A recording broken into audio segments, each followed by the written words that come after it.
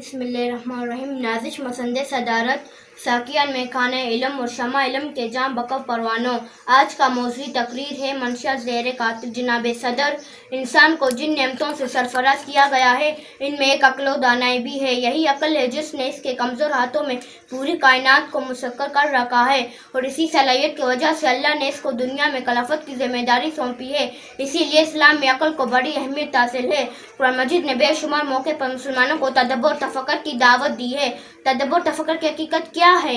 यही कि इंसान जिन चीज़ों का मुशाहिदा करे और जो कुछ सुने और जाने, अक्ल को इस्तेमाल करके इनमें गौर और फिक्र करें और अनजानी हकीकतों और अनदेखी सच्चाइयों को जानने और समझने की सही करें जनाबे वाला। लेकिन मुनशात एक ऐसा मोहलिक वारिस है जिससे इंसान की सोचने समझने और अच्छे बुरे की तमीज़ ख़त्म हो जाती है। इस्लाम में जिन कामों की शिद्दत के साथ मज़म्मत की गई है और जिनसे मना फरमाया गया है इनमें से एक नशा का इस्तेमाल भी है।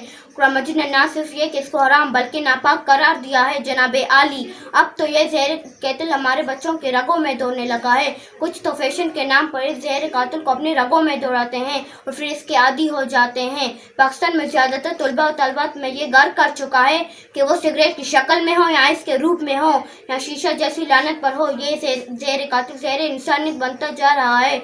ज़िंदगी खुदा ताला की तरफ से असीम तोहफा जिसे मुनशात कतरा कतरा बहा ले जाती है। तो मैं ये कहने में हक बजानब हूँ कि मुनशा ज़हर कातिल ज़हर इंसानियत है। शुक्रिया।